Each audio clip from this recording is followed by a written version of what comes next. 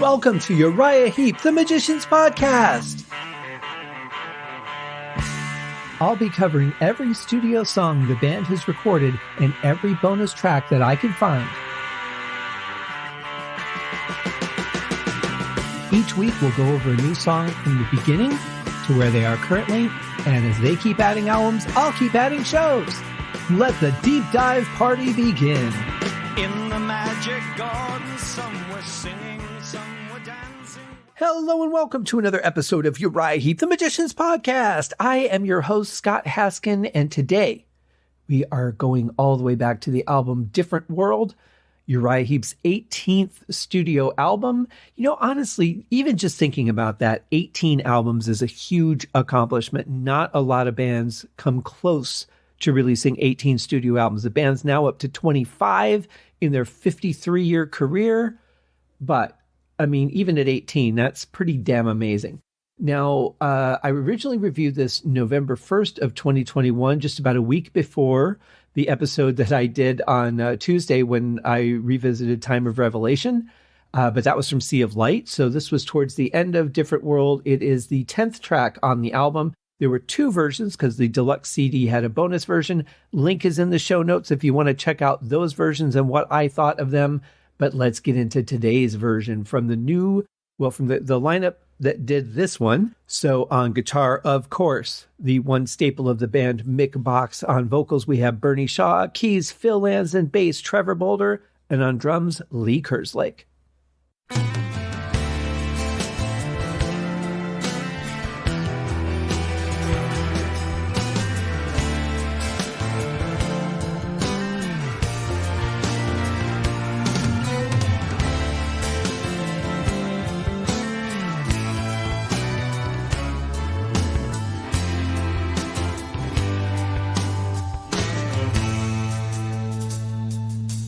Now, this is a song that I am not particularly familiar with. In fact, I think the only time I heard it was when I did the review of it, of the two versions anyway. I really like the feel of it. It's kind of like it has a sound, but it's not like a specifically defined melody. There isn't a riff to it. It's just kind of really pleasant sounds. I like that the bass is wandering around so much. It's very colorful.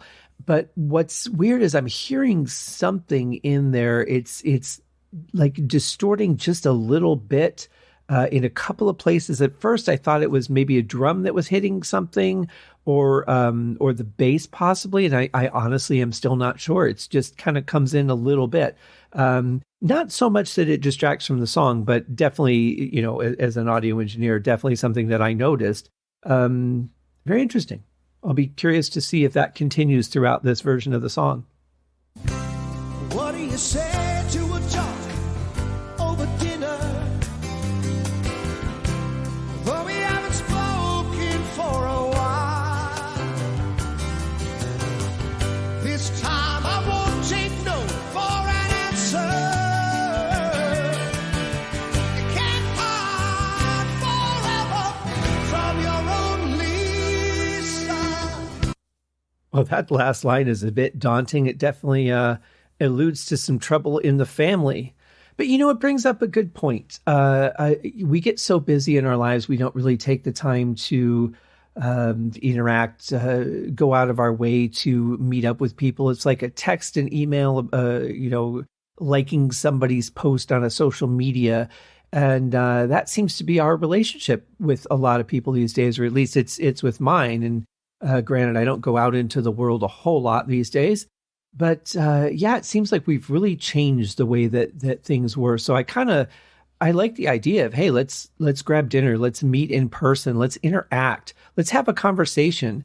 It just seems like we don't really do a whole lot of that anymore. And thinking back over my 50 years, that was the thing, man. Like you would go out to like Friendly's or Denny's or wherever, whatever restaurant. Later that became coffee houses. I had friends that I would meet, every week or two, and we would have coffee and just sit and talk for a couple of hours. And there's really only a couple people I do that with now, and it's very sporadic because we're all so busy. Maybe it was different when I was younger and I had more time. I don't know, but certainly as an interesting concept, one that I think as individuals and as the collective, we should really think about that having that connection with people again. Let's take a seat right here by the window. I remember how you lied with you. Now look me in the eye, the truth I wanna hear. 'Cause the time is right. There's a shadow hanging over. You know what I really like about this song is it's still musically kind of undefined. It's almost more like just a music bed or just let's just jam within this key and just have like a nice mellow warm jam. And we're not going to write a riff, at least up to this point. I mean, we're what, over a minute in already, a minute and 18 in, and there's no real like riff or melody. It's almost just like a nice little playful romp through whatever key they've chosen. And then with the fillers, you know, I've said many times, like Mick is really good at fillers. Phil is really good at just throwing those things in there that make the song more colorful. So it's like we've just got these little elements in here, but not like one of those defined song structures. And I really like the concept of that. It feels more like a music bed to me, for, you know, just like a bed to tell the story. Almost like when you've got somebody, say, at a campfire that's just strumming a guitar while they're telling a story, something like that. It's just something to like lay the groundwork for it.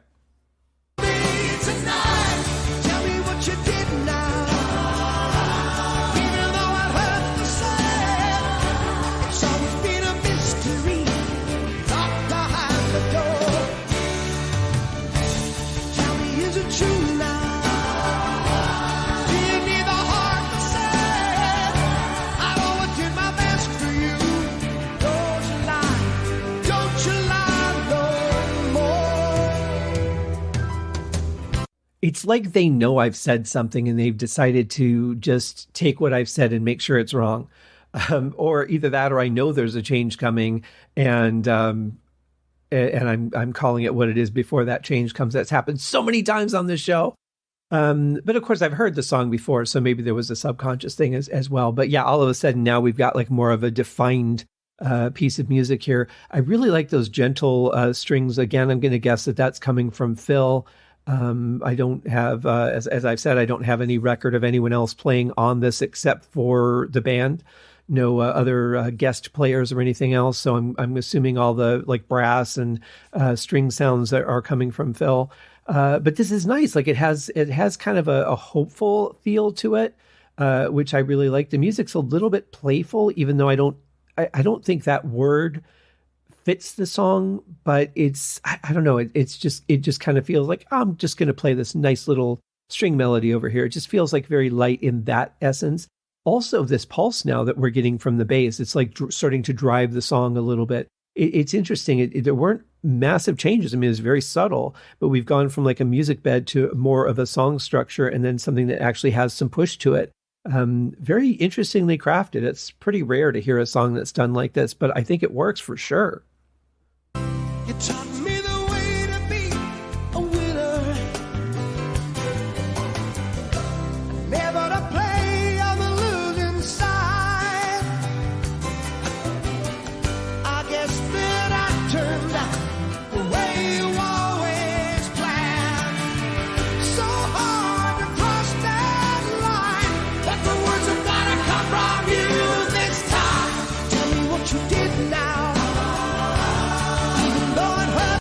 And I really like these backups too. Again, they're so different from what we heard. It's almost like a transition from the way that they used to do the backing vocals with the extra higher harmonies, and then the way that they're doing them now, which is more layers of Bernie.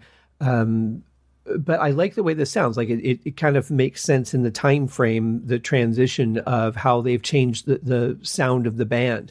But it still has like a little bit of that classic feel with a little bit of the modern sound. It makes a lot of sense.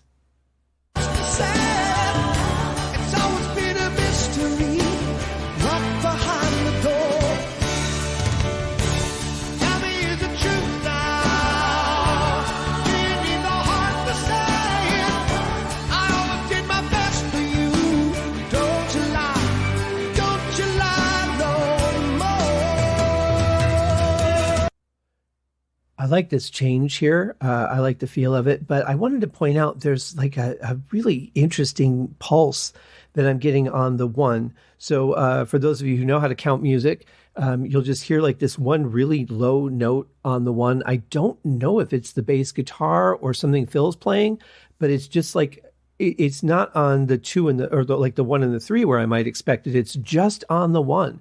It's very subtle, but it just kind of like, it just pushes, like it's pushing the luggage to the next part of the conveyor belt. Really, really interesting. I can't think of another example where I've heard something done quite this way. I could say that about the whole song, really.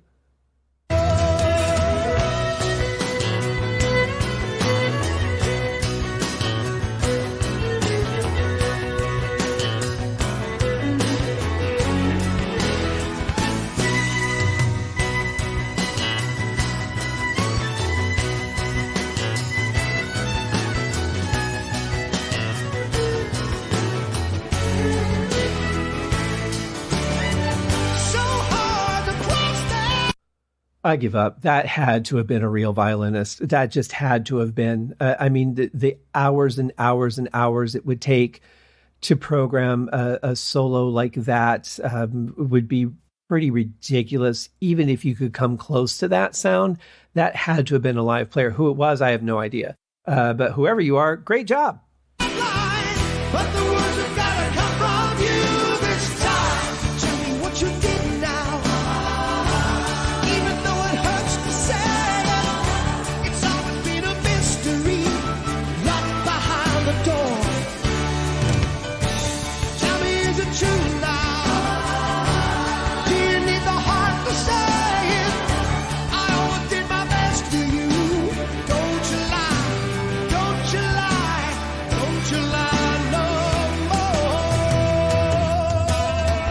Okay, so if I'm right about the violin player, that means that those little violin fills that I was giving credit to Phil are probably actually the violin player, because you wouldn't just bring them in for the solo, you would bring them in to play on the song, unless there was a huge price difference, but probably not for the rhythm stuff. If they were on the song and said, hey, would you do a solo?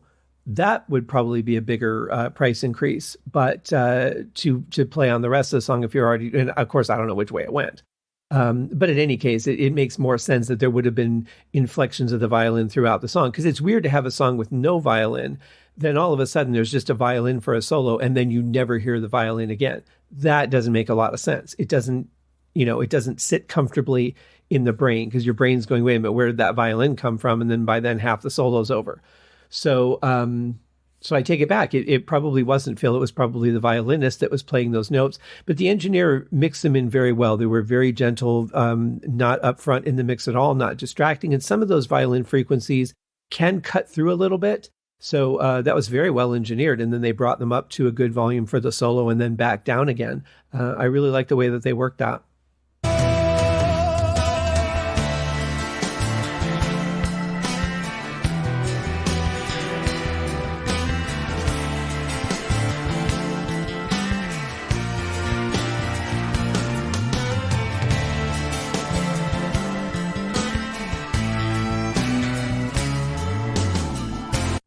So again, not really a solo, more of back to that music bed kind of feel. A little more defined though, but no instrument really dominating. Everybody just kind of playing nicely together. Feels really comfortable. I love this part of the song. I am going to throw out another idea, and I have to go back and listen to the first version of the song again. But I'm wondering if they didn't maybe use if there was a violin on that, like an actual violin player that they had hired for that. And I don't remember off the top of my head, but maybe they used that actual recording and just layered it into this recording. That is possible. Depending on how the contract works, they may have the rights to do that. They may not. A lot of times in cases like this, most likely the musician would have been paid just a session fee to come in and do it. At that point, he's paid for his work. He's paid out. There's no royalties. There's no anything after that. If the song becomes a number one hit, hey, we'll let people know you played on it maybe, but they have no obligation after that.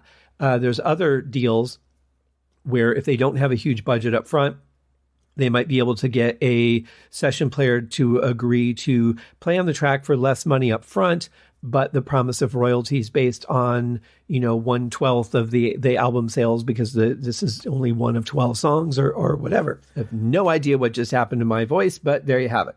So in any case, I have no idea. This is all speculation, but certainly it's possible that they just took the original track. As long as you're playing in the same key at the same tempo, you can do that. Or, these days you can just auto-tune it into, a different key. Takes a little bit of work, but not that much these days to sample audio and just manipulate it into something completely different. So, I don't know what the cause of it was, but I will say at the end of the day, the end result, what I'm hearing in my headphones right now is absolutely lovely. I'm really enjoying it.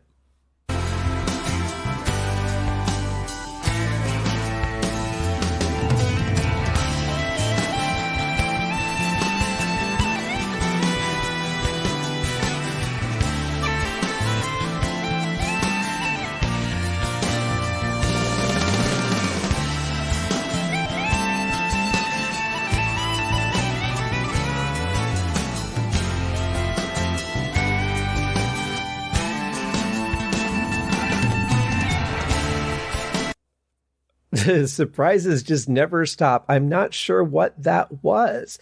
In a way, it sounded like it might have been a flute. It had some of the characteristics of bagpipes, but not really the tone of bagpipes. It sounded more like a flute. So I'm going to say that might be, I don't know, maybe a medieval flute. It sounded possibly like bamboo. I'm honestly not sure what that was, but it was very nice. But goes back to what I was talking about with the violin, right? Where did we hear this in this song where all of a sudden this instrument is popping up now? It seems a little bit weird. We're nearing the end of the song. We're at 4:38. It's 5:24. So it was around 4:20 or so that started.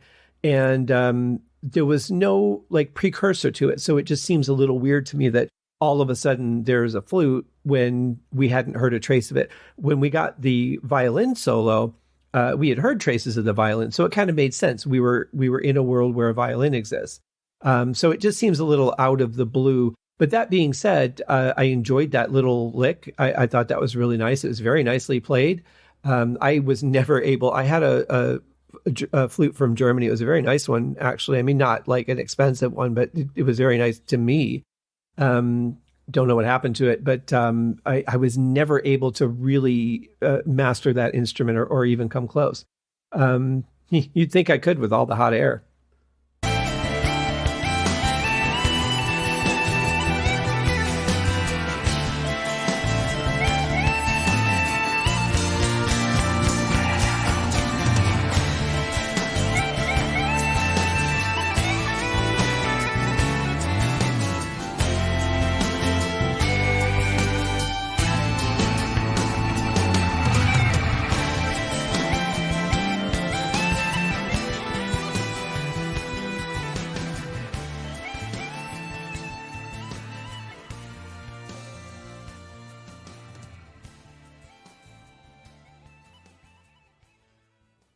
Okay, so I was curious. I did a little digging around. I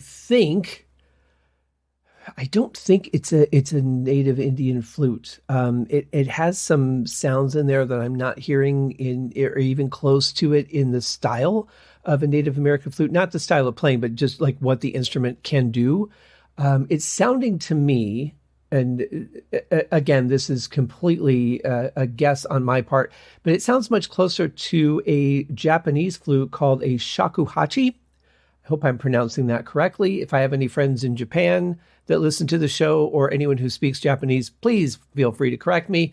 But it sounds a lot more like that. There's some intricacies I'm hearing, as in the note changes that are closer to what the examples are that I'm hearing of a shakuhachi flute than more than a Native American flute. At the end of the day, I have no idea. But it certainly is an interesting instrument. It's an interesting choice. I feel like the mood of it, though, the performance, the mood of it, the sound of it really does fit the song. But again, unless I just missed it somewhere, there was no precursor to it showing up again in the song. It wasn't a throwback to anything. There was nothing that would lead us to believe that, hey, later on you might hear some more flute. It just, appeared towards the end of the song, and it was there. So that was a little bit weird to me. But apart from that, it's an absolutely fantastic song. There's one really crazy roll from Lee Kerslake there towards the end that was very unexpected and uncharacteristic of the feeling of the song. Kind of took me out of it a little bit. But great performances, great feel. This is I would like to hear more music like this, where it's not necessarily defined riffs or anything, just kind of like everybody just playing together, but not playing anything defined. I really like the feel of that. And then having the vocals over that, telling a story, that gives it a point. Because if you're not playing riffs in melodies, if you're just kind of like jamming something simple, there's no point to that, because there's nothing of interest there unless it's leading somewhere, but that kind of stuff usually doesn't. So to have the vocal on it, that gave it meaning. And then of course, after that, then the music started to take a little bit more shape. But I really liked that feeling. That was really nice. And I know I say I'm going to do this on a lot of the episodes, but I'm really going to have to go back and listen to this song, the original version, and see how it went, because this one's probably got me more curious than any of them. And, I've never claimed to be an expert on the band or the songs, because there's a lot of songs that they did that I hadn't heard until I did this podcast. I grew up on, the first few albums and then a handful of other songs here and there. So it's been a great experience for me doing the show, because I've gotten to experience everything they've ever recorded, and sometimes multiple times. But there's still a lot of songs that, even though I've, talked about them and done a deep dive into the sound, I've done over 300 songs. So it's not like I remember every song or, everything I've done. Thinking in terms of that, though, the one song that's one of my favorites that I'm kind of disappointed, in a way I'm disappointed, in a way I'm kind of glad they didn't redo, was Mistress of All Time. That would have been a good one for stage, unless it's just too difficult with the flute part in there. But that would be one that I would say I would love to hear more of. But they didn't do it, so we're not going to get it. Take that. Maybe it wasn't a song that they were doing live at the time, or ones that translated, or, maybe they had too many ballads and that one just didn't make it. I don't know. But in any case, we know about this song. This is really good. Cross That Line was, a very nice song. And that'll do it for today's show, guys. We'll be back tomorrow to try and figure out what the hell's going on another song. See you then. Cheers. Thank you for joining me on this episode of Uriah Heep, the Magician's Podcast. If you have enjoyed this show, please consider going over to Apple Podcasts or your favorite podcast outlet, leaving a rating or a review. Be sure to subscribe to make sure that you are notified when new episodes are available. Please be sure to share this podcast with your fellow Uriah Heep enthusiasts and anyone who you think would like Uriah Heep, which should be everyone. And if you are so inclined, please feel free to contribute to the Patreon account. And if you are not a Patreon subscriber, you can also pay through the PayPal link on the website listed in the show links below. I would also like to thank Uriah Heep for their very generous support of the show. And thank you guys for listening. We'll see you in the next episode. Happy days!